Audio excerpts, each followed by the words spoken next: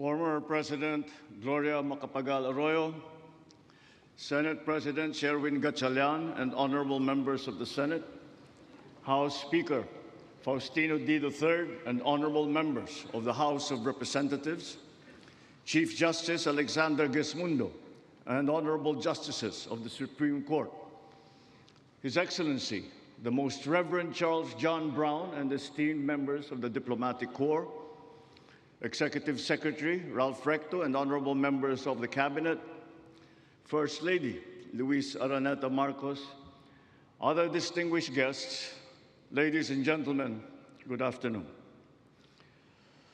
Mga kababayan ko, naririto ako muli upang tuparin ang ating katungkulan at magbigay ng ulat sa inyo tungkol sa estado ng ating bansa at sa mga ginagawa ng inyong pamahalaan. Isang taon na ang nakalipas mula noong huli akong tumayo rito upang ilantad ang katiwalian na nadiskubre namin sa mga flood control project. Gaya ng aking ipinangako sa inyo, nagsagawa tayo ng malawakan at malalimang investigasyon na walang pagkikiling kahit kanino man. Masusi nating sinuri at sinundan kung saan tayo itinuro ng ebidensya. Lahat ng kailangang gawin ay ginawa natin upang matuntun ang punot dulo. Mayroon ng mga unang nakasuhan at nakulong, mga kontratista, matataas na opisyal, pati na mga mambabatas. At dumating na tayo sa punto na ayon sa Ombudsman ay malapit na ang paghain ng patong-patong na kaso laban sa dating Speaker. Masakit man sa akin ito, ngunit kailangan nating gawin ang tama. Hindi ako pangulo ng aking pamilya. Hindi ako pangulo ng aking kaibigan.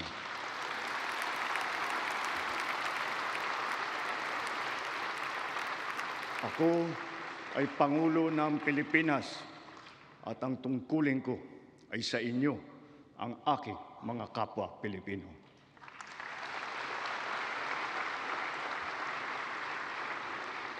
Kaakibat ng mga naisampang mga kaso tiniyak ng inyong pamahalaan na mababawi mula sa mga nagsabwatan ang nakuha nilang pera ng taong bayan.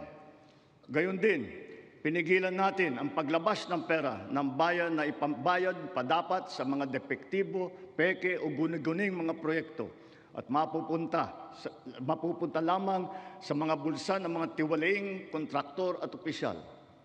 Halos 25 bilyong piso ang halaga ng nabawi, frozen at napreserbang mga pera at ari-arian ng mga akusado. Ang mahigit 800 milyong piso dito ay agad nating nabalik sa Treasury. Lahat ng mababawi mula sa mga sangkot na tiwali ay agad ibabalik sa kaban ng bayan.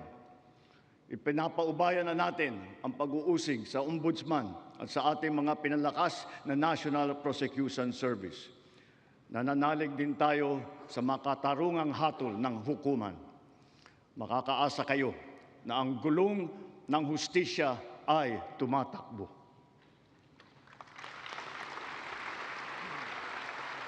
Sa kabila ng mga kaganapang ito, kailangan natin umusad tungo sa pagbabago. Nakatulong ang lahat ng mga ulat at hinaing ninyo sa isumbong na Pangulo. Ang inyong pagbabantay at pakikialam sa pamahalaan ay ang susi sa paglaban sa katiwalian. Ang reforma sa DPWH ay nagsimula na. Nagpasok tayo ng mga bagong graduate kasama ang mga tuwid at maasahang mga job order at contract of service. Bukod sa mga flood control project, lahat ng mga proyekto ay sinuri at tiniyak na talagang kinakailangan at maayos mula sa plano, presyo hanggang pagpapatupad. Para walang overpricing, sinigurado natin na ang mga materyales ay ayon sa presyo sa merkado. Bantay sarado ang bawat proyekto at ang nakalaang pondo sa Transparency Portal, Integrity Chain at katuwang na ang mga civil society organization. Mula nung tumama sa ating bansa ang epekto ng giyera sa gitnang silangan, nagdeklara tayo agad ng State of National Energy Emergency. Iisa ang ating misyon, uplift, ang iahon ng ating nahihirapang mga mamamayan. Ang lahat ng mga ahensya ay inatasang magtipid at pagtuunan mabuti ang mga programa na mas mahalaga sa pagtugon sa mga epekto ng krisis.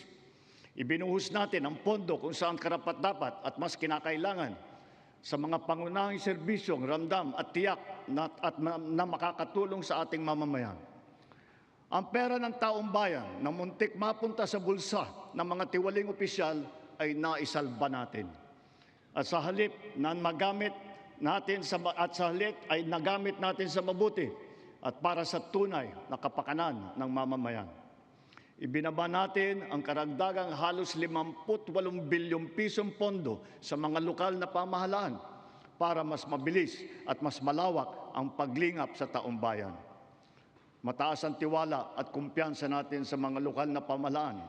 Ito ay paghahanda na rin para sa mas marami at mas malawak na serbisyo para sa kanilang mga nasasakupan. Nagsimula tayo doon sa mga direktang naapektuhan ng kaguluhan.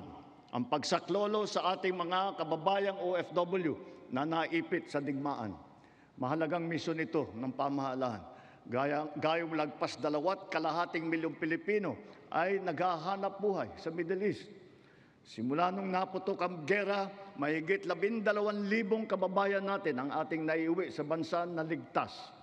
Mahigit 140,000 OFW naman ang ating nabigyan ng sari-saring tulong sa gitna ng kaguluhan sa Middle East, tulad ng pagkain, tulong pinansyal, pagpapagamot at masisilungan. Pag-uwi sa Pilipinas, sila ay ating tinulungan upang makapagsimula muli sa pagpahanap buhay sa pamamagitan ng Action Fund at OWA Kabuhayan Program. Ang iba naman ay nilapit natin sa peso o kaya'y sinama natin sa bayanihan para sa balikbayang manggagawa job fair. Samantalang ang iba ay tinulungan natin makapaghanap buhay muli sa ibang bansa. Bukod sa kanila, ang mga magbabalik natin mga gurong OFW ay papasok na sa mga public school natin kung saan sila ay higit na kinakailangan. Dahil dito sa Pilipinas, sila ang ma'am at saka ang sir. Patuloy ang ating ugnayan sa iba't ibang bansa at ang suporta natin sa mga OFW para sa kanilang kaligtasan. Lalo na at may mga kababayan tayong nasawi o hanggang ngayon ay nawawala sa Middle East. Pangalawa, bunga ng ating magandang ugnayan sa iba't ibang bansa. Natiyak nating sapat ang supply ng langis para sa ating pangangailangan.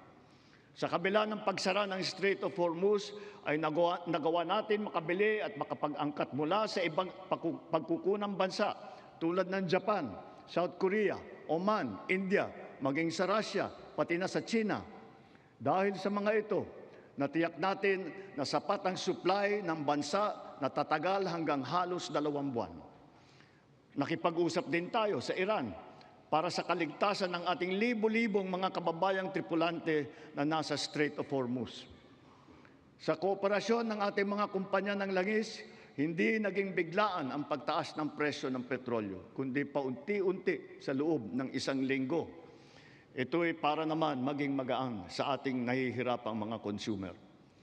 Nagtakda rin tayo ng sunod-sunod at malalaking mga price rollback na kailangan tuparin ng mga kumpanya ng langis. Sa tulong ng batas na naipasa ng Kongreso, agad din natin nasuspindi ng 3 buwan ang pagpataw ng excise tax sa LPG at saka sa kerosene. Bukod dito, agad din natin nilimitahan ang pagtaas ng presyo na inaangkat nating bigas. Inaresto at kinasuhan din natin ang mga nahuling nagsasamantala sa kabila ng pagdurusa ng taong bayan habang may state of energy emergency. Lahat ng posibleng gawin para mababa ang presyo at mapabagal ang pagtaas nito, ginawa natin. Marami ang naapektuhan o kaya nawalan ng trabaho sa panahong ito. Kaya tuloy-tuloy ang pagsasagawa natin ng mga job fair sa buong bansa.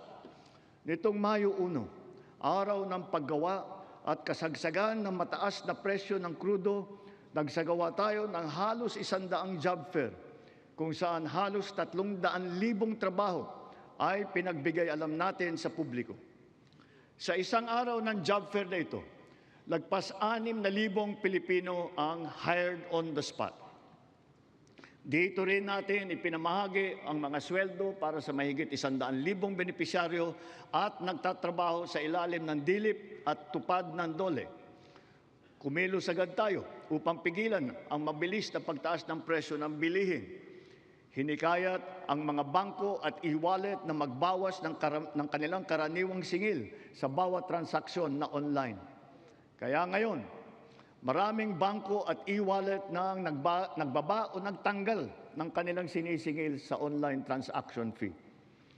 Upang makaluwag din sa mamamayan, nagbigay ang mga bangko ng hanggang 6 na buwang palugit sa pagbabayad ng utang at hanggang 1 taon naman kung ang utang ay ginamit para sa agrikultura.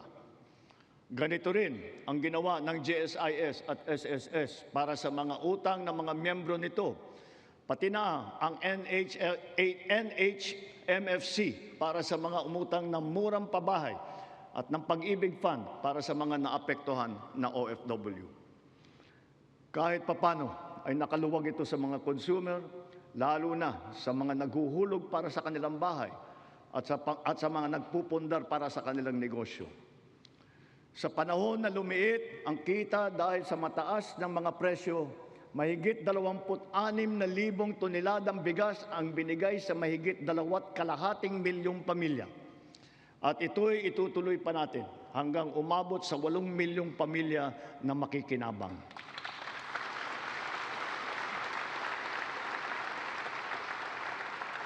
Patuloy pa rin ang programang Benteng Bigas Meron Na. Ito'y nakakapagbigay ginhawa sa mahigit 12 milyong Pilipino sa buong bansa. Ang mahigit 800 nating kadiwa ay nasa buong Pilipinas ay sabay pa rin nakakatulong sa mga namimili at sa mga magsasaka at mangingisda na direktang nakakapagtinda ng kanilang mga produkto. Nagbigay din tayo ng suporta sa halos 2 milyong magsasaka at mangingisda sa kasagsagan ng mataas na presyo ng langis sa ilalim ng Presidential Assistance to Farmers, Fisherfolk and Families o yung tinatawag na PAF.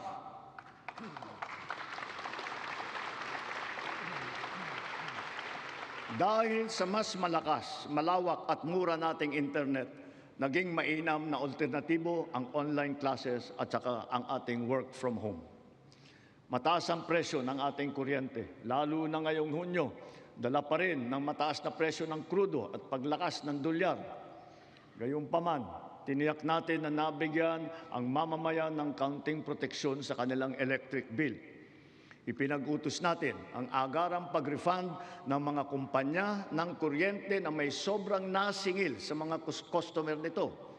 Ipinag-utos din natin na payagan ang ilang piling consumer na makapagbayad ng kanilang bill ng hulugan sa buwan ng Mayo, Hunyo at Hulyo. Kaugnay nito, pansamantala nating pinagbawal ang mga pagputol ng linya habang hinuhulugan pa nila ang kanilang bill sa mga buwang ito. Para sa ating mga micro-entrepreneur, ipinatupad natin sa BIR sa ngayong taon ang one-time tax abatement. Layunin nito na makapagbigay ng kaunting ginhawa sa mga nalugi o kaya lumiit ang kita dala ng hirap ng panahon. Ang sektor ng transportasyon ang pinakamatinding tinamaan ng epekto ng krisis. Super, operator, pasahero, manggagawa o negosyo man, lahat ay umaray sa matarik na pagtaas ng presyo ng produktong petrolyo. Ngunit hindi natin kayang hayaan tumigil o maantala ito dahil ito ang nagsisilbing piston ng ating ekonomiya. Ang mga super ay natulungan ng cash relief mula sa ating programang AIX. Mayroon din 10 piso kada litro na diesel subsidy para sa mga pampasaherong jeepney at UV Express upang may dagdag na pangkarga. Bukod pa rito, Mahigit 1,800,000 nagpapasada ang nahandugan din ng tulong ng AIX. Para naman sa mga pasahero, nagkaroon ng mga libreng sakay kung saan sinigundahan pa ng ilang mga ahensya ng pamahalaan gamit ang kanilang mga sasakyan. Humalili rin ang DA sa paghatid ng mga kargamento ng produktong agrikultural sa mga sentro ng kalakalan sa buong bansa. At para lalo pang makatulong ng sabay sa tsuper at pasahero, binuhay natin ang service contracting program para sa pampublikong bus at ang ating mga jeep. Sa ilalim ng sistemang ito, ang kwalipikadong operator o driver ay nakakakuha ng karagdagang kita sa bawat kilometrong tinakbo sa pagserbisyo ng mga pasahero. Sa panig naman ng pasahero, kung hindi man libre ang sakay, meron silang 20% na discount sa pamasahe. At ang diskwentong ito ay dagdag pa sa karaniwang 20% discount para sa mga estudyante, sa senior at saka sa may kapansanan. Ibig sabihin, para sa ating mga priority passengers, 40% ang kabuuang diskwento nila sa pamasahe.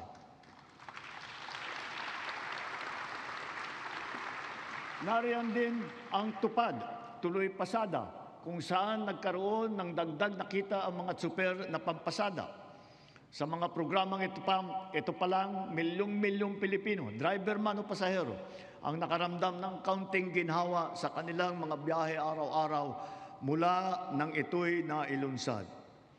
Dito sa Metro Manila, ang lahat ng mga sumasakay ng LRT2 at MRT3 ay patuloy na nagiginhawaan ng 50% diskwento sa pamasahe. Bukod pa ito sa mga espesyal na diskwento na ating ibinibigay tuwing linggo at mahahalagang kapistahan. Sa ating mga paliparan at pantalan, pansamantala nating binaba ang sari-saring mga bayarin sa paggamit ng mga pasilidad, gaya ng terminal fee, landing and take-off fee, harbor fee, anchorage at berthing fee, pati mga storage fee. Halimbawa, sa Cebu Port, naging libre ang terminal fee. Sa mga palipara naman,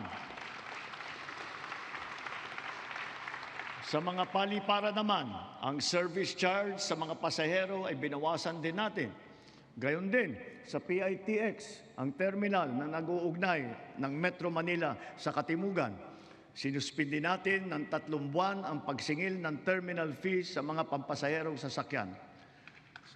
Sa mga expressways naman, sila ay may diskwento sa toll fee na umabot hanggang halos 200 piso. At kapag ang kargamento naman, ay pagsakay ng RoRo ay produktong agrikultural at sangkap ng pagkain, binaba natin mula 500 ang terminal fee. Ngayon, piso na lang ang sinisingil sa kanila. Sa pagdaan naman nila sa mga expressway, libre ang toll fee ng mga truck na accredited ng Department of Agriculture. Dahil sa lahat ng mga pinatupad na ito, milyong-milyong Pilipino ang kahit papano ay direktang nakaramdam ng tulong sa panahon ng mataas na presyo ng petrolyo. Sila ang ating mga tsuper ng pampublikong sasakyan, mga estudyante, manggagawa, pati na rin ang mga magsasaka at marami pang pasahero sa buong Pilipinas. Mga kababayan, sa ating pagbalik tanaw, kaya ko kayong harapin at sabihin na ginawa natin ang lahat ng nararapat upang malunasan ang mga epekto ng krisis. Agarang kumilos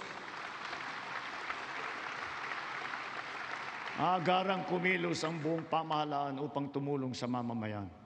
Sa katunayan, tayo pa ay hinahangaan ngayon dahil sa bilis, liksi at pagiging aktibo ng ating pagtugon. Libuang buwan mula sumiklab ang digmaan, ramdam pa rin natin ang bigat ng mga epekto nito sa ating bansa. Hanggang kailangan, asahan ninyo na hindi titigil ang pagsuporta ng pamahalaan. Naglaan tayo ng mahigit 60 bilyong piso para dito hanggang sa katapusan ng taon.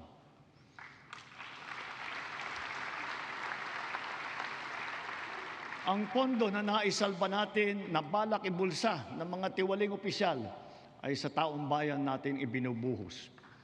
Ngayon, Ngayon, ipipihit natin ang mga programa sa mas nangangailangan nating kapwa Pilipino para naman mas malawak at mas marami ang maaabot ng tulong. Layunin natin matulungan ang 3.5 milyong benepisyaryo ng 4Ps at walang gutom program, ang 1.5 milyong minimum wage na manggagawa ng miyembro ng SSS at ang 2.5 milyong kababayan nating mahirap na hindi pa naging benepisyaryo ng programang pang-ayuda ng pamahalaan. Nariyan pa rin ang nakaabang na pagsuporta natin para sa sektor ng transportasyon, agrikultura at mga OFW na apektado ng kaguluhan. Kung susumahin, mahigit 7.5 milyong pamilya na lubos na nangangailangan ang matutulungan natin sa mabigat na kabanatang ito. Ngunit, hindi natin kaliligtaan ang ating mga manggagawang Pilipino, lalo na ang mga middle class, pati na ang mga maliliit na negosyo. Alam natin na sila rin ay nabibigatan sa epekto ng krisis. So, to ensure the continued progress of the middle class amidst the lingering effects of the crisis, we will pursue tax relief measures that promote growth, that generate revenue, and advance equity towards socio-economic sustainability. Kaya bilang natatanging proteksyon sa kanila at para mas mapakinabangan nila ang pinaghirapan nilang kita, nananawagan ako sa Kongreso upang maipasa ang batas na magbibigay ng bahagyang ginhawa para sa ating bayaring buwis. Una, palawakin natin ang exemption sa income tax.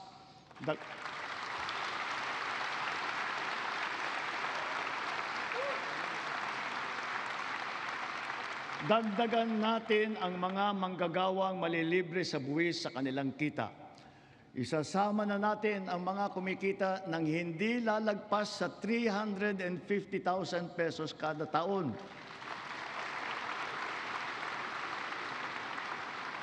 Kasabay nito ang karampatang pagbaba ng income tax ng iba parang manggagawa. Pangalawa, ang mga maliliit na negosyo ay hindi napapatawan ng minimum corporate income tax.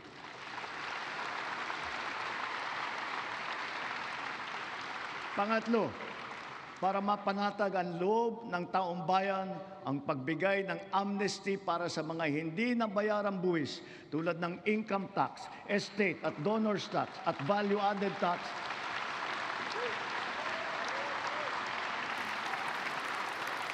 Kasama na rin dyan ang mga multa na kaakibat ng mga ito. Malinaw ang mga leksyon sa atin ng mga nagdaang buwan. Una, ang kahalagahan ng seguridad at katatagan ng bansa pagdating sa enerhiya at sa pagkain, ng ating ugnayan sa ibang bansa at ng bawat mamamayan kahit saan man sila naroroon. Pangalawa, ang abilidad ng pamahalaan na kumilos agad sa angkop at mainam na paraan. At ang ikatlo, ang pagpursigi at pagnatyag ng Pilipino sa kabila ng mga hamong dumadaan. Dala ang mga sariwang leksyon nito, mas maayos at mabilis ang pagresponde natin sa ating mga naging biktima ng sakuna. Tulad sa nangyaring paglindol sa Visayas at Mindanao kamakailan, mahigit 600,000 pamilya ang ating nasakluluhan. Lampas 3 bilyong piso ang ating binuhos para sa agaran tulong sa mga pamilyang lubos na naapektuhan. Ito'y sa pamamagitan ng pagkain, pagpapagamot, tulong pinansyal at pabahay. Unti-unti na rin nating naaayos ang supply ng tubig at kuryente, linya ng komunikasyon at mga daan sa mga apektadong lugar. Hindi lamang minsang paghatid ng tulong ang ating ginagawa. Ang misyon natin ay sila'y muling makabangon at maitaguyod. We have moved on from the reactive approach. Now we are not only proactive, but predictive as well, aided by digital tools. The strategies of public-private supply chains, hubs and spokes, warehousing, automated production, and wide-scale pre-positioning of food and non-food supplies in LGUs have proven their efficacy. We have now established a network consisted of primary disaster resource centers in Luzon, in Visayas, and soon in Mindanao, 15 hubs, 76 spokes, and 919 last-mile facilities across the country, which makes up our nationwide disaster response infrastructure.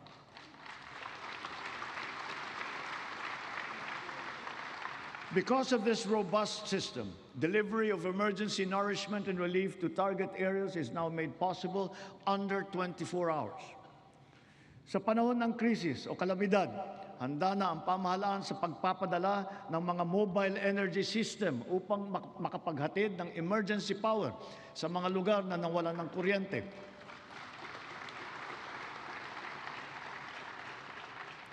Complementing these are our government emergency communication system and the private sector-led and our first ever satellite-to-mobile service, both of which guarantee uninterrupted telecommunications nationwide in the event of crises and of disasters.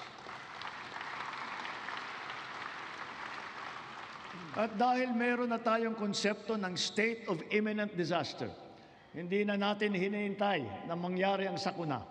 Aagapan natin ang paghahanda at pagresponde. And so, taking all these lessons to heart, our overarching mission and all our conscious efforts henceforth must not be to simply uplift, but to ensure security and self-sufficiency of our nation and of our fellow Filipinos. Sa nasaksihan nating pagtaas ng presyo ng petrolyo, maraming kababayan natin ang umasa sa pampublikong sasakyan. Kaya't pinagtutuunan natin ng mabuti ang ating mga tren, mga busway, transport hub at integrated terminal at ang pagpapaganda at pagpapalawak ng mga paliparan at pantalan sa buong bansa. Ito ay upang mas malawak at malayo ang naaabot, tumaas ang kapasidad at maging moderno at mas maginhawa ang serbisyo. Halimbawa, sa susunod na taon, ang mga tren ng North-South Commuter Railway ay tatakbo na sa pagitan ng Valenzuela at Malolos. Sisikapin ng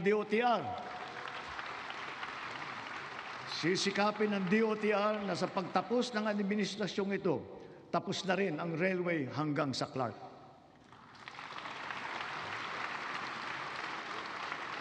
Sa susunod na taon, bubuksan na rin ang 12 stasyon ng MRT-7. Matapos ang halos 3 dekada, may bago ng linya ang MRT na tutulak pa hanggang Sacred Heart sa Quezon City mula sa North Avenue.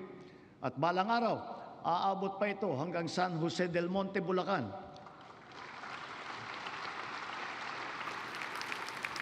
Sadyang napakalaking ginhawa nito sa halos 1 milyon na pasahero bawat araw. Thanks to the recently enacted Accelerated and Reformed Right-of-Way Act, right-of-way issues are now more quickly resolved, removing the biggest choke point in our mass transit development program. Sa kabilang banda, yung unang bahagi ng Cebu Bus Rapid Transit ay bukas na. At yung nasa Ilocos Norte naman ay ating pasisinayaan sa susunod na taon. Ang mga nag-modernize ng mga sasakyan, lalo na ang mga lumipat sa mga hybrid at electric vehicle, ay hindi nakaramdam ng kurot ng pagtaas ng presyo ng petrolyo. Consistent with our clean energy drive, we have encouraged the adoption of electric vehicles. We have removed all tariffs on EVs until 2028 to bring down market prices. And government has also been mandated to prioritize electric vehicles and their refleeting plans. This clean and green policy is two-pronged. It shall also spur growth of our domestic local industries across the EV value chain, specifically those involved in the vehicle assembly and manufacturing of batteries and related spare parts. Mitiin natin na sa pagdating ng 2040, kalahati ng mga sasakyan natin ay EV na. Ang ilang makabagong love bus at ang articulated bus na gagamitin sa Davao City, mga EV na. Ang MB Dalaray naman na pinasayaan natin kamakailan lamang ay isa ring EV na nabuo sa pagtutulungan ng UP at saka ng DOST. Sa darating na panahon, ang ganitong electric ferry boat ang gagamitin sa Pasig River Ferry Service mula Pinagbuhatan sa Pasig hanggang Escolta sa Maynila. Kaya hinihiling ko ang suporta ng buong industriya upang mapaandar na natin sa lalong madaling panahon ang ating minimiting modernisasyon ng mga pampublikong sasakyan. Titiyakin natin na magiging makatao, magaan at makatarungan ang pagpapatupad nito. Tulad ng aking nabanggit, dapat mataas ang kalidad, matibay at maghahatid ng pangmatagalang ginhawa sa taong bayan ang lahat ng pampublikong infrastruktura. Ngayong taon, matatapos na ang bahagi ng South Luzon Expressway TR4 mula sa Santo Tomas City, Batangas, papuntang Tiaong sa Quezon.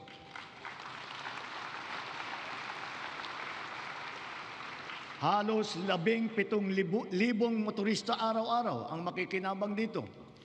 Ang mga nasirang tulay sa San Juanico sa Eastern Visayas, Cabagan, Santa Maria sa Isabela, Pigatan sa Cagayan, Calbigan at Liloan sa Samar at Panuliran sa Iligan ay kaagad nating naayos at ngayon nagagamit na muli.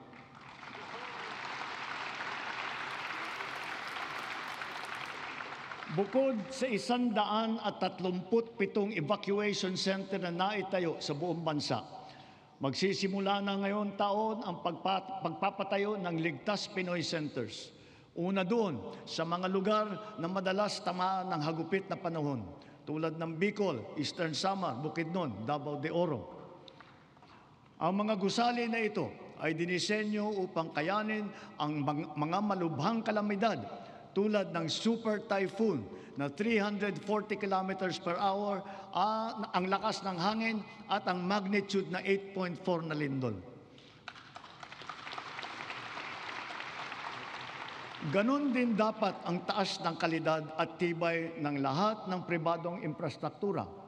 Ang lahat ng gusali sa ating bansa ay dapat handa at kayang manatiling matatag at nakatindig laban sa anumang banta ng sakuna at kalamidad. Kaya akma lamang ng bigyang halaga at pagtuunan ang pag-amyenda ng National Building Code upang maging alinsunod ito sa mga modernong pamantayan. Katambal ng paglaban sa katiwalian, kaugnay ng mga ghost at substandard na flood control project, naglunsad din tayo ng Oplan kontrabaha sa buong bansa. Dito sa Metro Manila, masigasig ang ginagawang paglilinis ng mga estero at imburnal sa pangunguna ng MMDA. Nakakatulong ang mga Cash for Work program sa malawakang paglilinis na mahigit 200 estero at waterway mula sa Luzon hanggang Mindanao, sa Ilocos Sur, sa Cagayan, sa Camarines Sur, Negros Occidental, Cebu, Capiz, Iloilo, Lanao del Norte, Maguindanao del Sur, Misamis Oriental at Bukidnon. Sa kabila ng mga ginagawa nating ito, kailangan pa rin nating iwasto ang ating pamamaraan sa pagtapon ng basura. One systemic intervention is to update our 25-year-old Ecological Solid Waste Management Act, aligning it with modern waste management practices such as waste-to-energy and waste treatment technology.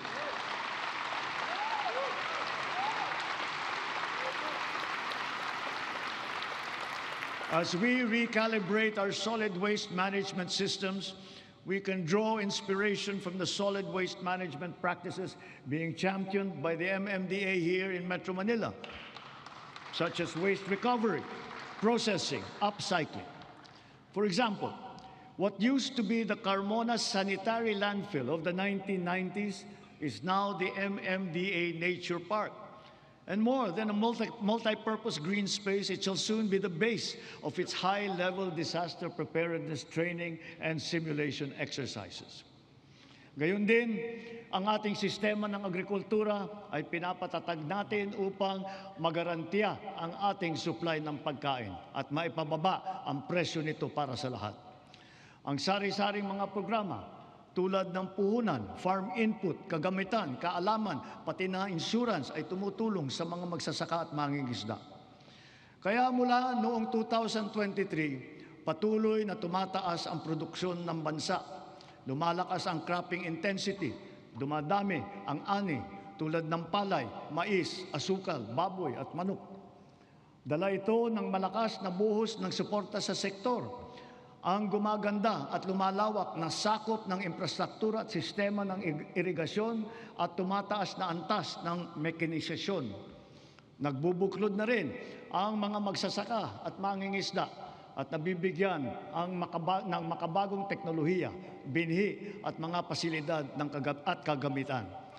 Ilan sa mga ito ay ang 145 rice processing system, 3 malaking cold storage facility at halos 40,000 makinarya. Ang mga taniman naman ng niyog ay dumadami at lumalawak din, dala ng ating programa na malawakang pagtatanim sa buong bansa. Nakapagtanim na tayo ng 18 milyong puno at layunin po natin na sa pagkatapos ng administrasyong ito, makakapagtanim tayo ng 100 milyong puno ng niyog sa Pilipinas.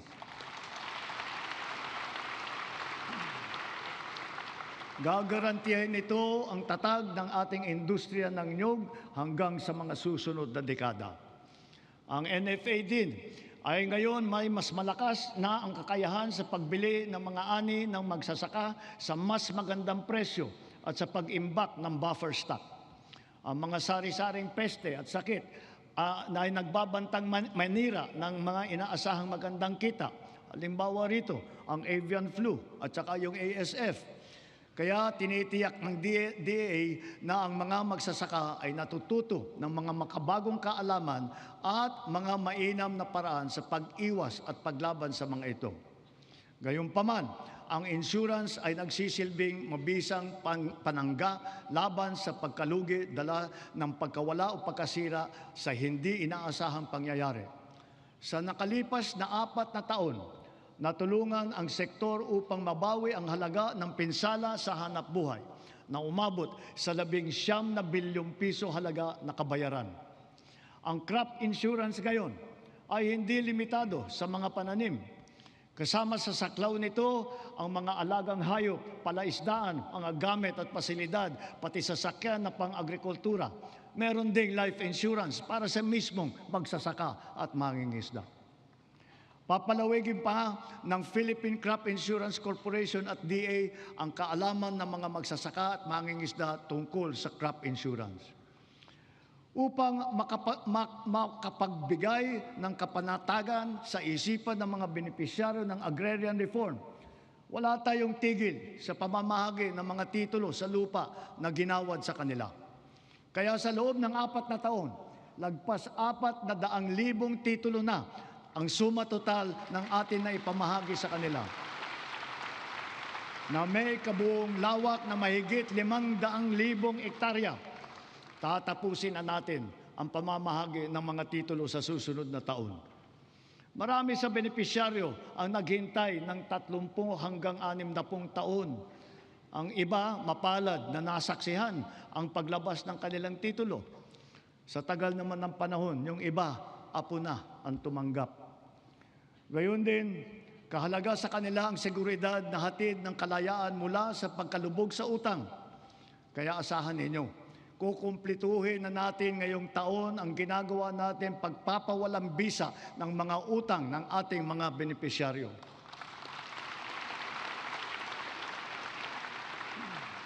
Sa kabila ng mga ito, patuloy pa rin ang suporta ng DAR sa reformang agraryo tulad ng irigasyon, mga daan, makinarya at mga pautang para sa mga benepisyaryo nito.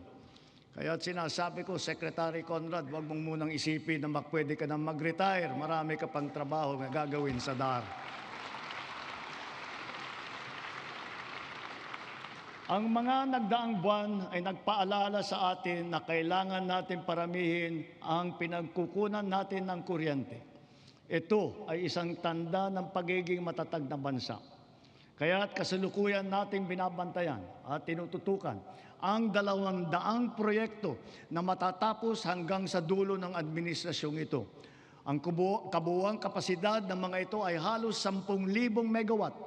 45 sa mga ito ay natapos na at 31 ay matatapos ngayong taon.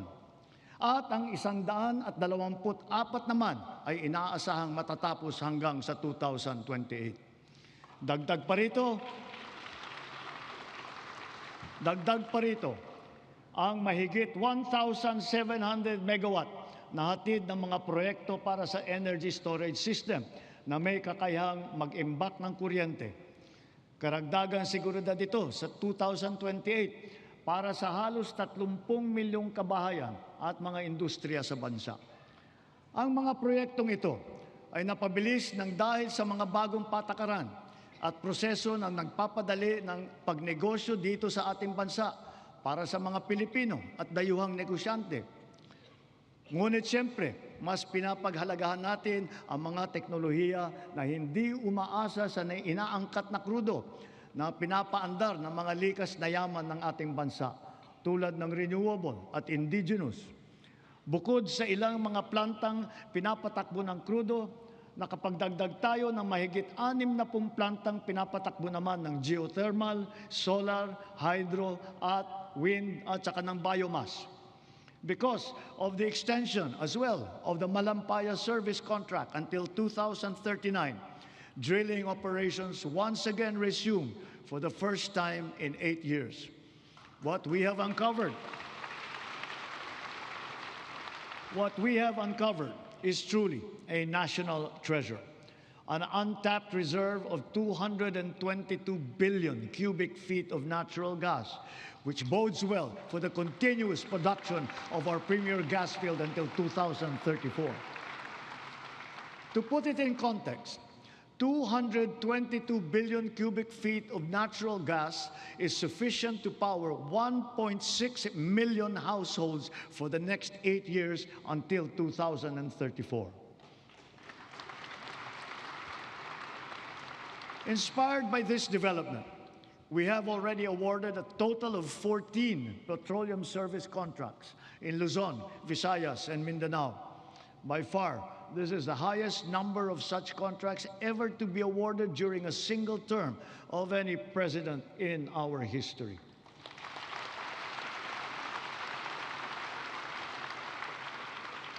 Four of the contracts that we have so far awarded are for the production of hydrogen.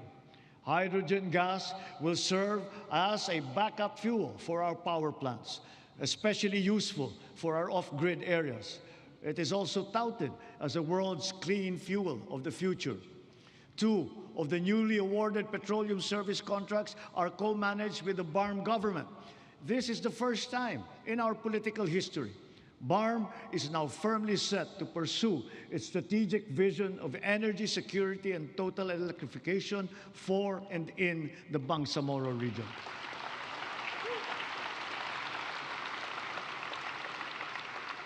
Sa kabila ng mga nailatag para sa ating seguridad sa enerhiya, panatag ang aking loob na kaya nating umangat pa. We have begun to embark on the establishment of hydrogen power plants. Multiple projects are now in their pre-developmental stage in Marinduque, in Masbate, Zamboanga, Sibugay, Basilan, and other potential areas. Pushing the envelope further, perhaps it is time for us to revisit nuclear energy production.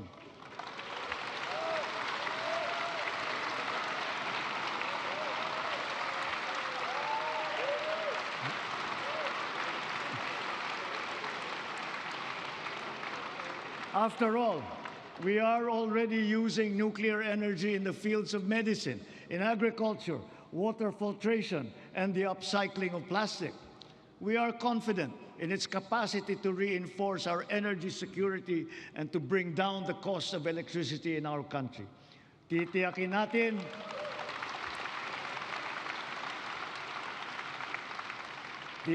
natin ito ay ligtas. Titiyakin din natin may papaliwanag na mabuti sa publiko ang magandang dulot sa atin ng enerhiyang nuklear.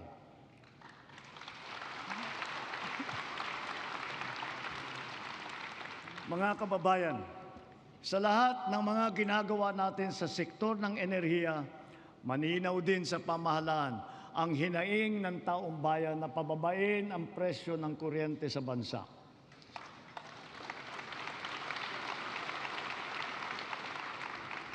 Unang-una, upang maging simple, madali at abot kaya ang pagpapakabit ng solar panel at battery storage system sa kanilang mga bahay, hinihiling ko ang tulong ng Kongreso na maipasa na ang Sariling Kuryente Act.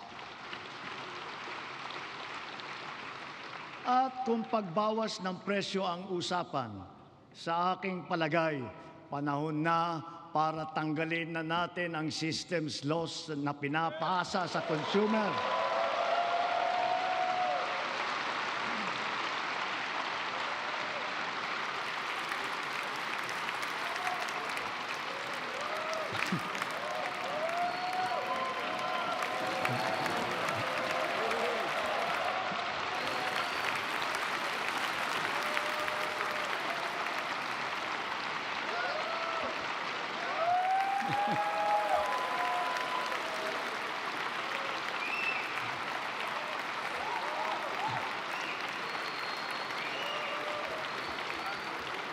Pinapasa ito sa consumer at kinakarga sa bill na pinapatungan pa ng value-added tax.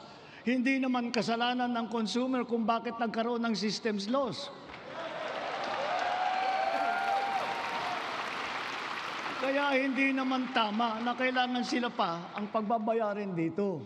Therefore, we, the people, we demand for the immediate amendment of the EPIRA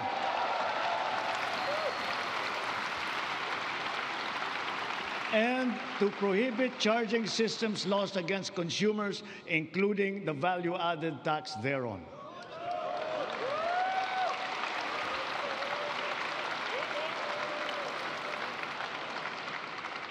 Noon nagsimula ang administrasyon, nilatag na natin agad ang pambansang pulisiya sa social protection floor na magtitiyak na may pangsalo at paglingap sa ating mamamayan, lalo na sa oras ng pangangailangan. Kaya't nariyan ang DILIP at tupad ng DOLE at AIX at Risk Resiliency Program ng DSWD para magsilbing pantawid sa anumang krisis na pinagdadaanan sa pamamagitan ng pansamantalang hanap buhay o di kaya'y tulong pinansyal. Ngunit, mas mainam pa rin ang pangmatagalang seguridad ng makukuha mula sa matatag na trabaho. Maraming trabaho ang hatid ng ating lokal na industriya na patuloy natin pinalalakas. Kasabay ng seguridad na dala ng matatag na trabaho ang SSS, GSIS at Pag-ibig Fund, nagsisilbing proteksyon para sa mga manggagawang Pilipino. Katuwang ang mga ahensyang ito, nakakaipon ang manggagawang Pinoy para sa kanyang pagtanda at sa pagretiro.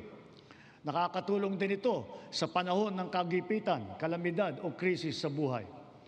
Bukod pa riyan, daan ito upang makapagpundar para sa sariling buhay tulad ng mga abot-kayang pabahay sa ilalim ng ating 4PH program. Nariyan ang DSUD at mga ahensyang kasapi sa sistema ng pabahay upang matupad ang pinapangarap ng natahanan ng Pilipino. Katuwang ang pribadong sektor at lokal na pamahalaan. Puspusan natin pinupuno ang kakulangan sa pabahay sa buong bansa. Ito ay ginagawa natin sa pamamagitan ng mga bagong komunidad, mga acquired asset ng Pag-ibig Fund, Community Mortgage Program, Resettlement, at pati na mga paupahan. Sa ating programang pabahay, higit 500,000 bahay ang ating naitayo na at napondohan. Kasama ang higit 100,000 bahay na naidagdag natin sa loob lamang ng isang taon sa ilalim ng pinalawig natin na 4PH program. Susi sa lahat ng ito ang magandang sistema ng pautang upang gawing mas abot kaya ang mga pabahay para sa mga Pilipino. Isa na rito ang Pag-ibig Fund. Ang kanyang 17 milyong miyembro ngayon ay patuloy pang dumadami. Kung kaya, ang pinupundar ng mga miyembro ay patuloy ding lumalago. Ngayon, itinaas natin sa 10 milyong piso ang limit sa pautang para sa pabahay. Halimbawa, dahil dito, ang mag-asawa na may mas kakayahang bumili ng pinapangarap nilang bahay para sa kanilang pamilya. Ngayon, halos 7 milyong OFW na ang nagkaroon ng insurance. Dahil dito, panatag tayo na ang mga OFW natin ay naaalagaan at natutulungan ng mabuti.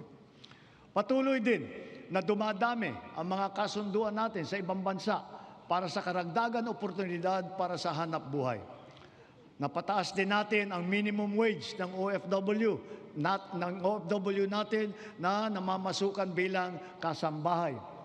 Para naman sa ating mga pensyonadong uniform personnel na nagsakripisyo para sa seguridad ng ating republika, itinaas natin simula ngayong taon ang nakukuha nilang pensyon at subsistence allowance.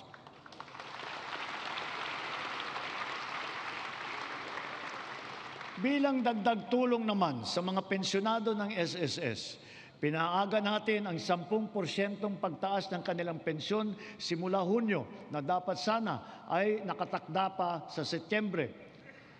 Mula nung nag-umpisa ang administrasyon, humigit kumulang 44 na milyong Pilipino na ang protektado ng SSS.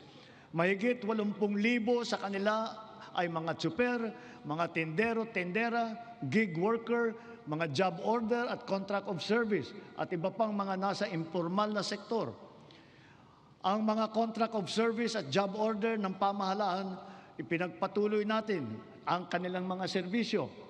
Naglaan pa tayo ng karagdagang sahod para sa kanilang paghulog sa SSS, Pag-ibig at PhilHealth bukod sa iba pang mga benepisyo.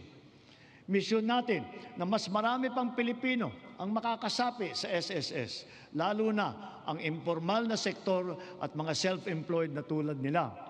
Kaya nananawagan ako sa buong sambayanan, huwag natin ipagwalang bahala ang seguridad na handog ng SSS, pati na ang Pag-ibig Fund. Tiyakin po natin na ang wasto at buwanang paghulog para sa mga ikabubuti ng ating mga kinabukasan. Maganda ring balita na dumadami sa ating mga kababayan ang kumukuha ng insurance at pre-need mula sa pribadong sektor. Mainam din itong pagpundar para sa kinabukasan. Ito ay para sa lahat ng Pilipino. Ginawa rin itong mas abot kaya dahil sa mga micro-insurance plan.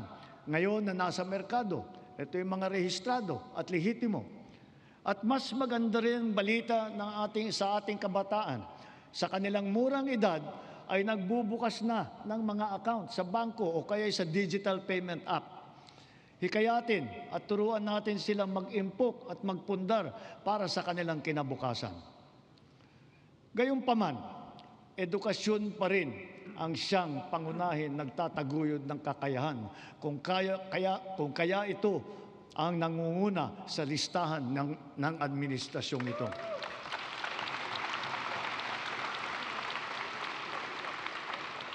Sinisimulan natin ito mula sa pagkamusmus at ito'y dapat tuloy-tuloy at hindi tumitigil. Kaya dapat nakakintal sa puso't isipan ng mga Pilipino ang lifelong learning at continuous self-improvement. Ang nagdaang mga buwan ay nagpaalala sa atin na mahalaga ang reskilling at upskilling ng ating mga manggagawa. Napatunayan natin ang kakayahan ng mga senior high school graduate natin sa mga isinagawa natin bagong Pilipinas Serbisyo Fair nitong Marso.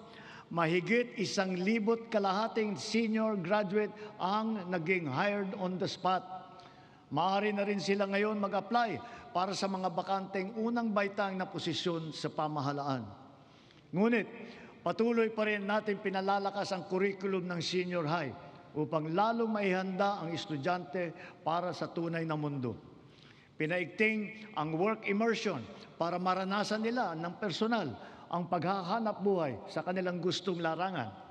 Panatag ang ating loob sa edukasyon pagkatapos ng senior high dahil sa patuloy na pagtaas ng kalidad ng kolehiyo sa ating bansa. Noong 2022, ang mga kolehiyo natin na pumasok sa World University Rankings for Innovation ay 12 lamang. Patuloy po nating ipinataas ito bawat taon. Ngayon, 140 kolehiyo na ang pumasok na sa World University Rankings. At lagpas kalahati sa kanila ay state at local universities and colleges kung saan libre ang matrikula.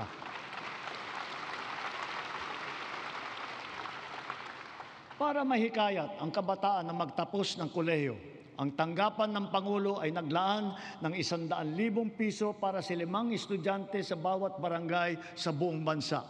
Sila ngayon ang ating presidential scholar. Mabisang pambato rin sa buhay ang mga programa natin sa TechVoc o TVET.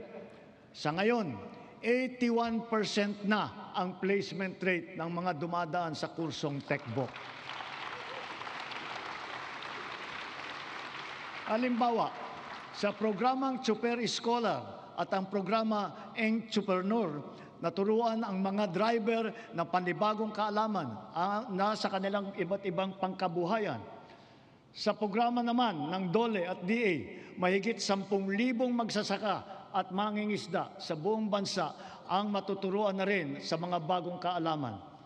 Ang TechPro ay nakapaloob na sa senior high at ito'y progresibo o ladderized upang maging tulay sa agarang hanap buhay at hakbang din tungo sa patuloy na pag-aaral at pagsasanay. Maaring gamitin ng isang TVET graduate ang kanyang national certificate bilang pundasyon upang maituloy pa ang pag-aaral hanggang maging ganap itong kolehiyong diploma. Halimbawa, ang electrical installation and maintenance sa senior high, maaring magtuloy sa electrical engineering balang araw. Ang caregiving, pwedeng ituloy sa nursing. Sa kabilang banda, kahit graduate ng kolehiyo ay maaaring kumuha ng NC upang tumahak ng ibang larangan o kaya'y magnegosyo. Inahayag ng DOLE at TESDA sa publiko ang kompletong impormasyon ukol sa mga kurso at programa ng TVET, lokasyon ng mga training center at provider, paano mag-apply, petsa, iba pang mahahalagang detalye. Malaking tulong ngayon ang TESDA Passport na bunga ng digitalization ng inyong mga serbisyo. In line with our digital transformation drive, our DICT continues to train our tech-savvy citizenry in high-impact tech skills to help them stay competitive in this ever-evolving field. AI is here to stay, and so we adopt it to harness its potential to enhance critical sectors, from our educational system to our industries. We have launched massive training programs for AI readiness, which have reached at least 1.8 million individuals, students, parents, and teachers alike. This success inspires confidence to further scale up our initiatives for AI literacy across all sectors. We must ensure our global competitiveness. Within and beyond the academe, we must inculcate in our youth the virtues of critical thinking, innovativeness, creativity, as well as the ability to find solutions to problems. Our targeted scholarships and funding grants are all aimed to encourage these trailblazing traits. Contests such as Young Creative Challenge, the NICE, and the Philippine Innovation Awards recognize their talent and their hard work. At the same time, we have to do more to protect our children. We must protect them from the harmful influences and forces that exploit their vulnerability.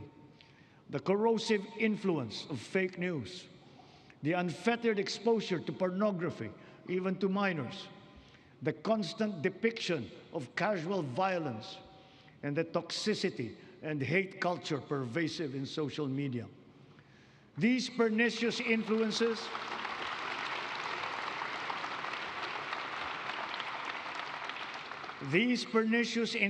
lead to issues of their mental health, rise in teenage pregnancies and HIV/AIDS cases, and other extremely harmful consequences. We must all assume a community responsibility for our young people's protection. Ang mga nasawi na ating mag-aaral kamakailan, dala ng karahasan at kapabayaan, ay nag-iwan ng malaking puwang sa kanilang pamilya at mapait na aral din para sa ating lahat. Sa mga magulang at kaanak ng mga nasawit at nasaktan dahil sa nangyaring karahasan sa mga paaralan, tanggapin po ninyo ang aming taimtim na pakikiramay. To the parents of Chris Lawrence Fabian, Joyancy Separa, and Ayesa Nicole Dazo, we are all so very proud of the unflinching bravery and heroic virtue that you have instilled in your children. They are an inspiration to us all. Their courage and their selflessness, true Filipino qualities, are the virtues that these trying times call for. Kailangang mamulat ang buong lipunan at akuin ang responsibilidad. Pag-ibayuhin natin ang ating paggabay at pag-aruga sa ating mga kabataan. Magkakasama tayong lahat sa misyong ito, ang pamahalaan, pamilya, paaralan, simbahan, industriya, komunidad. Tatayo ang paaralan bilang pangalawang tahanan para sa kanila. Kaya hinahanda natin ang mga pampublikong paaralan upang tanggapin sila ng bukas palad. Ngayong school year, tuloy ang ating school-based feeding program bilang mabisang suporta sa pag-aaral. Sa programang ito, mapapakain natin ang mahigit 4.2 milyong kinder at grade 1 at mga mag-aaral na grade 2 at pataas na mga lubos na nangangailangan ng nutrisyon.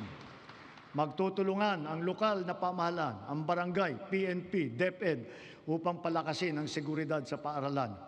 Siniguro ng DepEd na nakahanda, gumagana at alam ng lahat ang mga mekanismo at proseso sa pag-ulat, sa pagtugon sa mga insidente ng bullying, pati na sa mga iba't ibang emergency. Hindi hinahanda rin natin ang ating mga principal at guro upang mamagitan sa pag-ayos ng anumang hindi pagkakaintindihan ng mga estudyante. Sa tulong ng unang batch ng 10,000 school counselor associates na ipapasok natin sa mga pampublikong paaralan, ang mga anak natin ay meron ng malalapitan para sa angkop na payo sa anumang mabigat na pinagdadaanan sa kanilang isipan.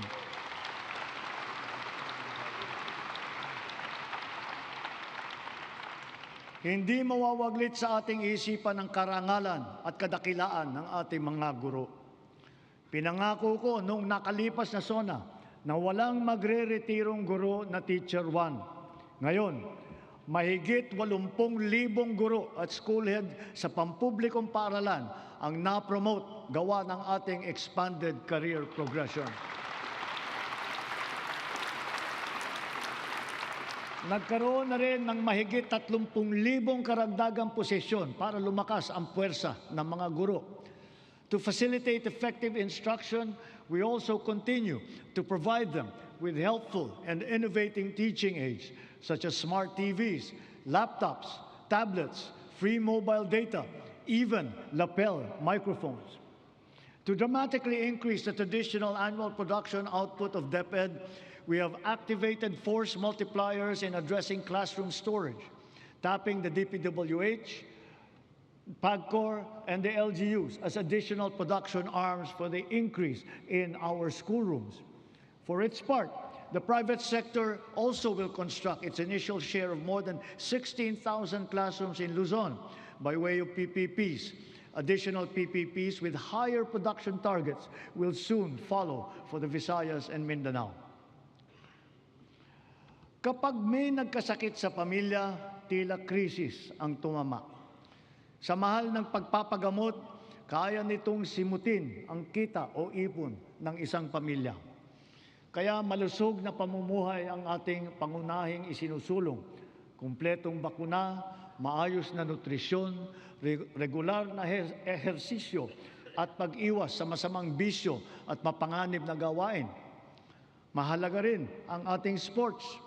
Itinaas natin ng triple ang suporta natin dito. Hindi lamang dahil sa aliw na hatid nito, kundi para sa kalusugan. Sa nag-uumapaw nating suporta kay Alex Eala, sana ay marami ang maengganyo para matuto at maglaro hindi lamang ng tennis, kundi ng ibang sport pa. Sa halimbawa ng Pilipinas Women's Football Team, sana rin ay mas sumikat pa ang football sa ating bansa at maraming maglaro. Balang araw, baka makasali na ang Pilipinas sa World Cup.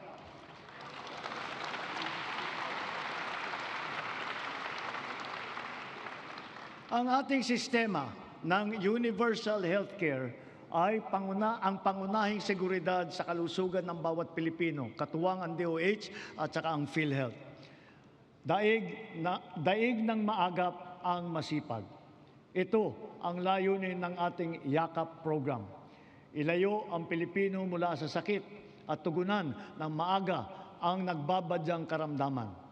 Sa taong ito, 4.5 milyon na ang nakapagpatingin mula sa 25 milyong Pilipino nakarehistro sa programang ito. Hangad natin, mas maraming klinika pa ang makakasapi sa YAKAP upang mas marami pa ang pagpipilian ng ating mga mamamayan. Sa kaugnay nitong gamot program, ang membro ng PhilHealth ay makakakuha ng kailangang gamot mula sa mahigit 2,000 accredited na provider. Ang bawat membro ay may benefit limit pa na 20,000 piso kada taon. Ngayon, 75 na ang makakalagang gamot na kasama sa listahan ng programang ito. Meron diyang antibiotic, laban sa asma, alta presyon, kolesterol, para sa diabetes, sa ubo, lagnat, at iba pang mga sakit na kadalasang nararamdaman. Sa 7 buwan ng taong ito, mahigit 300,000 kababayan natin ang nakinabang dito. Bukod sa programang ito ng PhilHealth, ang bilang ng mga gamot na tinanggalan natin ng value-added tax ay umabot na sa mahigit 2,000. Mahigit 700 dito ay laban sa cancer, mahigit 500 ay para sa alta presyon, mahigit 600 naman ay laban sa diabetes at para rin sa mental health. Sa buwis na ito na ating tinanggal, ang side effect dyan ay mas mababang presyo nito sa butika.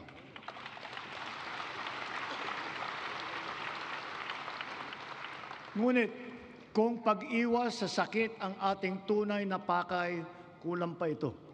Kailangan mas maaga ang pagbabantay. Kaya pinapalawak pa natin ang programang ito. Sa susunod na taon, unti-unti nating isasama ang iba't ibang uri ng blood test at gamot upang mas maagang matukoy at mabantayan ang posibleng sakit sa bato, atay, thyroid at hepatitis B. Nariyan pa rin ang malaking suporta ng PhilHealth kung kailangan talagang magtungo sa pagamutan. Patuloy na pinaparami ng PhilHealth ang sakop nitong mga sakit, kondisyon at serbisyo. At itinaas din nito ang limit upang matiyak na sumasabay ito sa pagtaas ng presyo. Pinahahalagahan ng PhilHealth ang mga laganap at malubhang mga karamdaman tulad ng cancer at sakit sa puso. Kasama na rin ngayon ang pagpapagamot ng HIV/AIDS upang makatulong sa pagpigil na dumadaming mga kaso dito sa bansa. Pati na rin ang TB na kumikitil ng halos 100 buhay bawat araw dito sa atin. Para mapaganda pa ang suporta natin sa mga batang may developmental disabilities, dodoblehin natin ang PhilHealth package para sa pagpapatingin sa therapy.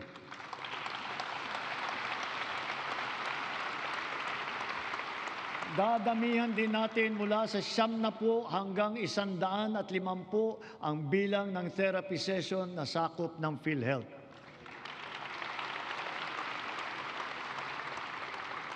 Nakaantabay din para sa kanila ang Project Aruga ng DSWD para sa karagdagang tulong pinansyal.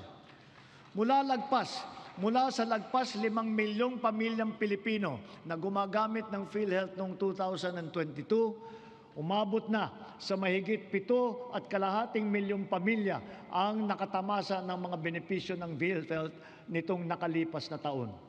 Lahat ng ito ay gawa ng ating masigasig na paghikayat, maayos na proseso ng pagrehistro at mas pinabilis pang pagbayad sa mga ospital at healthcare providers.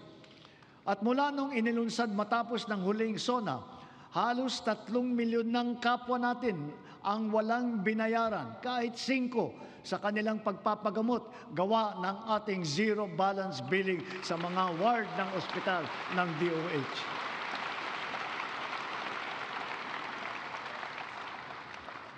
Siyempre, hindi natin makakaligtaan ang maaasahang medical assistance o MAIP. Mas marami na ang ospital na sakop nito.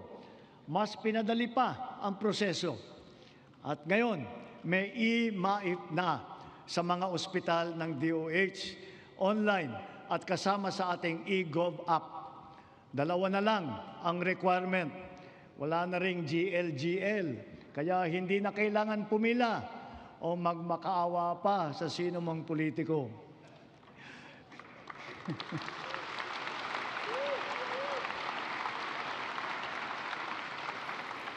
Sa mahigit 56 na milyong nakapag-download at gumagamit ng ating eGov app, ganong karaming Pilipino, kasama ang kanilang pamilya, ang madali nang maaabot ang napakahalagang medical assistance na ito mula sa national government. Kung kaya't sa puntong ito, mahigit 8 milyong pasyente na ang natutulungan ng maaasahang MAIP. Sa ating ginagawang mga pagbabago, mas marami pa ang matutulungan nito, anumang antas sa lipunan. Paraan natin ito upang mapakinabangan ng mamamayan ang buwis ng kanilang binabayaran. Malaking bahagi ng naisalba nating pondo mula sa korupsyon sa flood control project, binuhos po natin sa edukasyon, sa pagkain, sa DOH, PhilHealth at sa MAIP. Para talagang makatulong, makapagpagaling at makapagpalakas ng katawan ng Pilipino. Patuloy pa nating inaayos ang sistema ng mga ospital at mga pasilidad sa bansa, kasama ang mga bukas at mga specialty center. Mayroon din Valor Clinics na tanging para naman sa ating mga veterano at kanilang pamilya.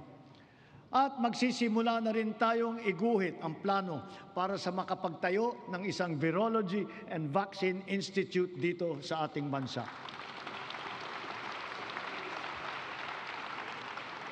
Kasabay nito, ang hanay ng mga dalubhasa sa larangan ng medisina at kalusugan ay dumadami na rin.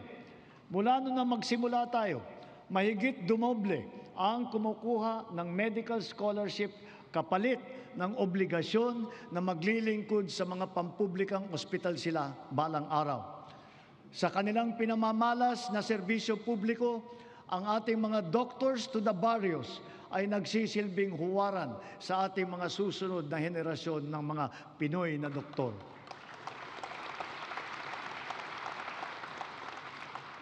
As we have witnessed and proven during this difficult period, our strong foreign relations have earned us incalculable dividends. The Philippines is once again a full member of the community of nations.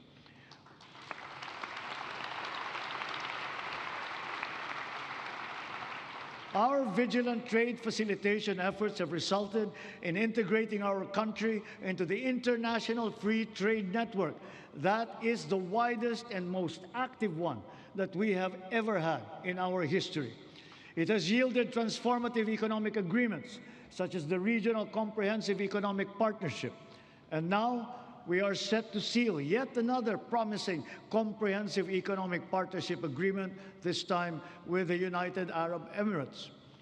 Because of these international engagements, the Philippines now has 23 free trade agreements in force or under active negotiations with other countries.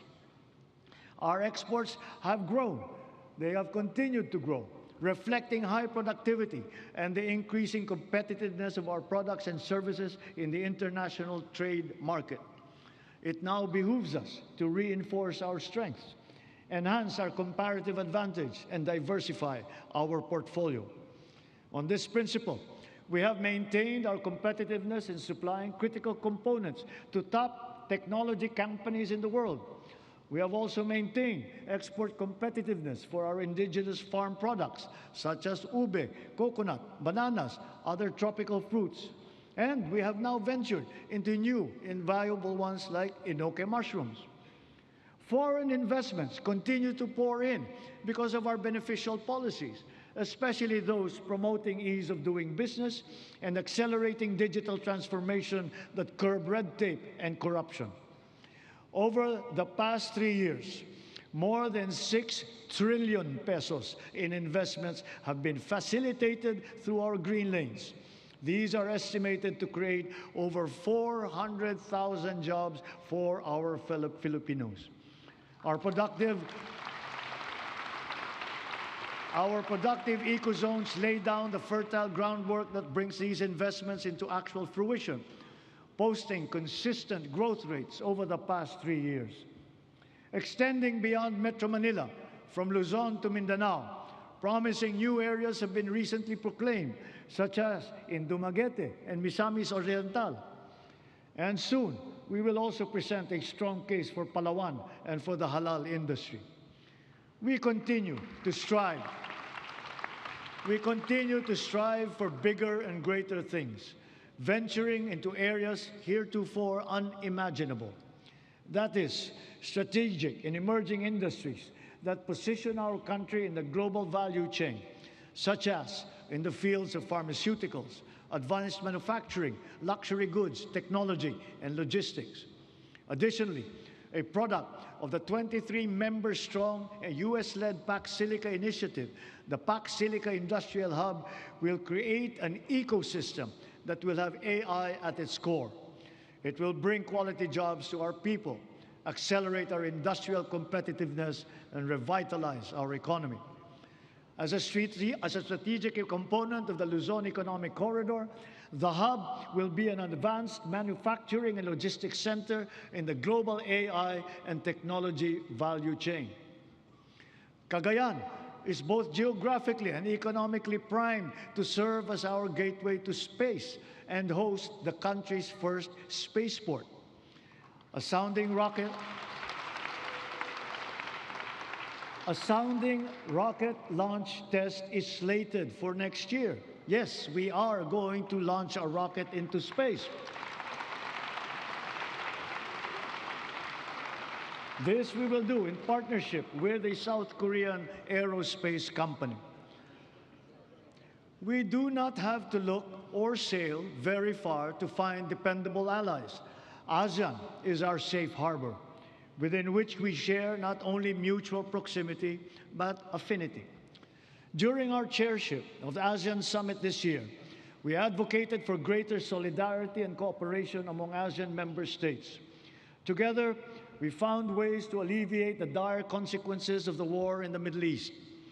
Through a united ASEAN and its strong extended network, we have achieved greater security and resilience as a region and as individual nations, more capable of withstanding disruptive events. The ASEAN +3 Emergency Rice Reserve System will guarantee emergency rice supply in case of shortage in our domestic production. The ASEAN Digital Economy Framework, led by the Philippines, will harmonize digital rules and enable cross-border digital transaction. It will accelerate the growth of our local tech sector, enable fintech and digital banking solutions, and support financial inclusion, especially for small enterprises. Likewise, the Framework Agreement on Petroleum Security for the joint stockpiling of energy assets in the region has been ratified.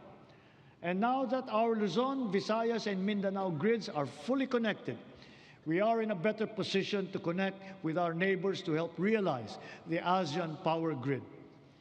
Moved by our stark realizations, ASEAN must further strengthen the bonds of our regional cooperation, building on our sense of affiliation and the heightened instinct for mutual assistance. This is bayanihan for the international community and for this part of the world.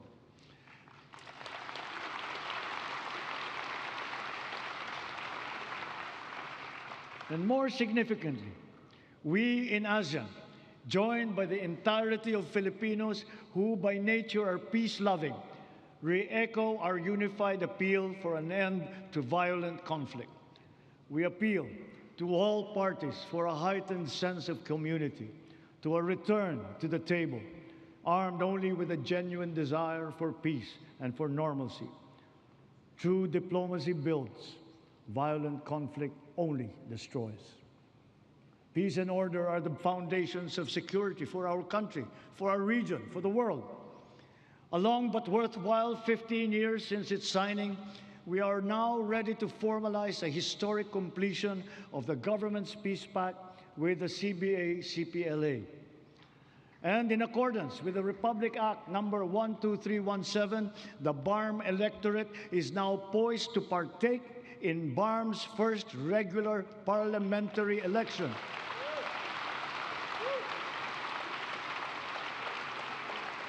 This is a critical accomplishment under the Comprehensive Agreement on the Bangsamoro. COMELEC, law enforcement, volunteers, deputized agencies, all stakeholders are now ready to ensure that this defining political exercise will be peaceful, orderly, and credible. May these inspiring developments strengthen our collective belief in the unity and indivisibility of the Filipino nation amidst our individual diversity. Our unity and collective consciousness are challenged now greater than ever before. A common threat lies before us, directed against our dignity and self-respect. Of late, our very humanity has been called into question. Let me remind our friends and our detractors, Filipinos are a noble, kind, gracious, and great race. We are not greedy. We are not racists. We are not liars.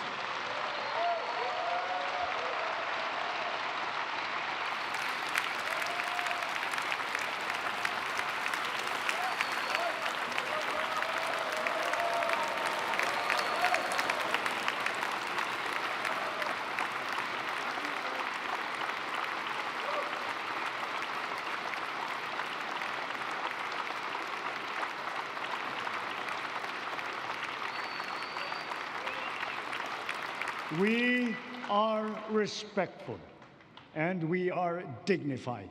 We are Filipinos and we do not yield.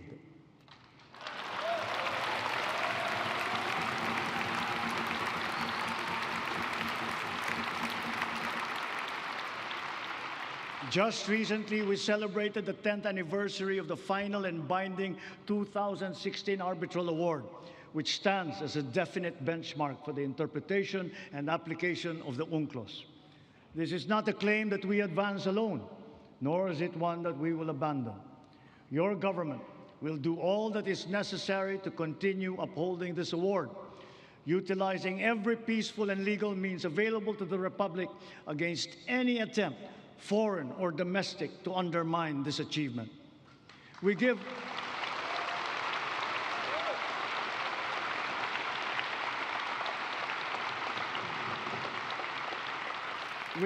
honor to our armed forces, the Coast Guard, even our fisherfolk, who all continue to patrol and ply our seas in the face of great risk. To them, we owe collective gratitude and appreciation, for it is they who give life to the letter and spirit of the Arbitral Award.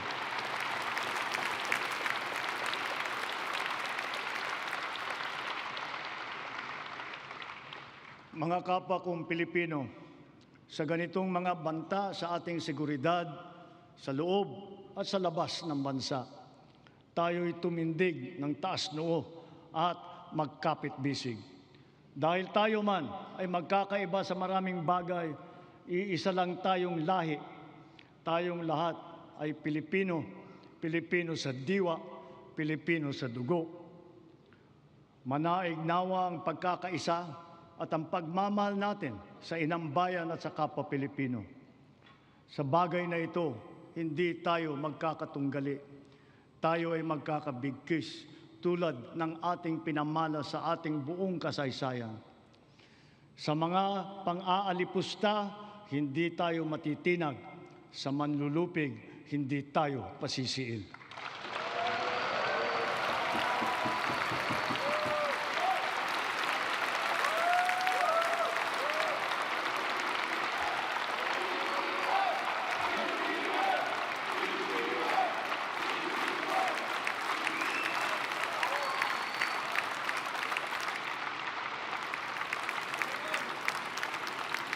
Sa nalalabing 2 taon ng administrasyon, tatapusin natin ang mga nasimulan at tutuparin ang ating pangako sa sambayanan. My beloved countrymen, let us continue the work that we have started to make the Philippines the country that Filipinos deserve. There is no nobler cause than this. We do this for our children. We do this for our future. We can but do this because we love our country and we love our people. Maraming salamat po. Magandang gabi po. Mabuhay ang Pilipinas!